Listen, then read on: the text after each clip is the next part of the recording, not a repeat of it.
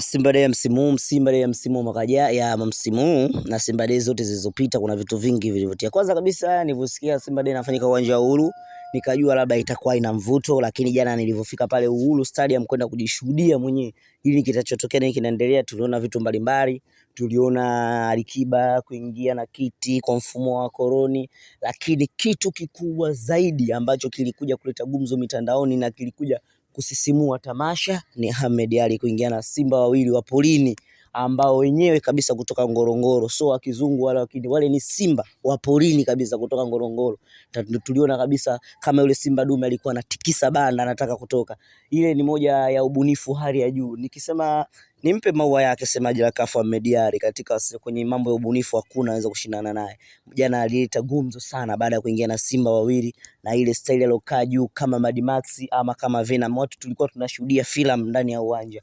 Ni moja ya ubunifu wa hali ya juu sana. Ubunifu wa hali ya juu, aliacha mdomo wazi, watu wengi walienda uwanjani. Tulimuona rais wa heshima Mohamed Dewji anaangalia hawa si simba kabisa. Murtaza Mangungu akabaki kusimama anajiuliza, je, kama anatoka kwenye ile banda inakuaje? Kwa sababu wale ni simba kabisa wa polini, wametoka Ngorongoro.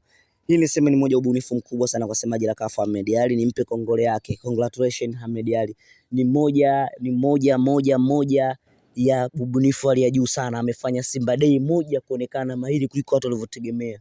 Uwanja ulinyanyuka, uwanja ukafurahi, na pale sasa ndo Simba Day rasmi ilianza. Tangia alifanya vile Ahmed Ally, baruti nyingi, tamasha likanoga, tamasha kubwa. Kila mtu akutegemea kama tamasha litakuwa bora kama la miaka iliyopita, lakini limekuwa bora zaidi na zaidi kwa baadhi ya ubunifu wa vitu mbalimbali. Niseme tu Simba kwenye mambo ya matamasha kwa Tanzania, yeye ndo baba matamasha. Tukiongea tukimpira, tukiongea kiukweli, Simba Day ndio tamasha bora katika nchi ya Tanzania mpaka sasa hivi.